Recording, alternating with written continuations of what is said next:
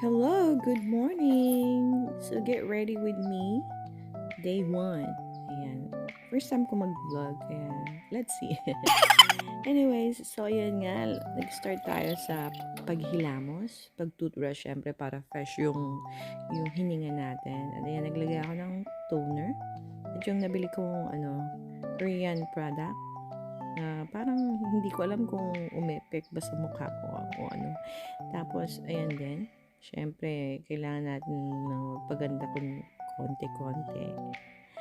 So, ayan, konting suklay din, konting ayos. Ayan nga pala yung mga pamimigay ko mga damit.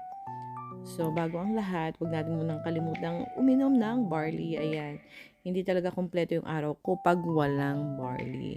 Kasi parang nakakatulong siya sa health ko. So, ayan, half bottle lang yung tubig ko.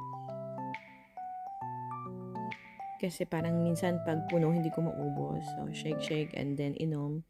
Inom konti hanggang maubos. Ayan, parang hindi ko gusto yung lasa, diba? So, syempre, tuloy natin yung hindi natin natapos na gawaing bahay kahapon. Kasi sobrang busy ko talaga kahapon. Ang dami kong ang dami kong appliances talaga. Alam mo naman, pag mami ka na, syempre, yung bahay mo, hindi mo maiiwasan talagang maging makalat. Minuto kailangan mong magpulot ng mga laruan kasi pag hindi maapakan mo, masakit sa paa. At ayan nga, yan na lang yung part na hindi natin na-map kahapon, kaya mapin natin ngayon, o di ba? Nagpaganda ka para lang mag-map. Syempre, sino ba namang hindi nakaka-relate ng mga mommies diyan? Kailangan mo pa rin talaga mag-ayos kahit konti kung mami ka na. Kasi syempre, di ba, kailangan mo naman maging presentable sa mata ng iba.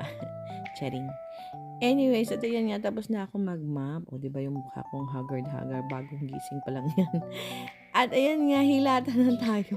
Dahil tapos na tayo mag-map. So, yan nga pala yung napili kong movie for today. So, I'll see you all later again, guys. Ciao!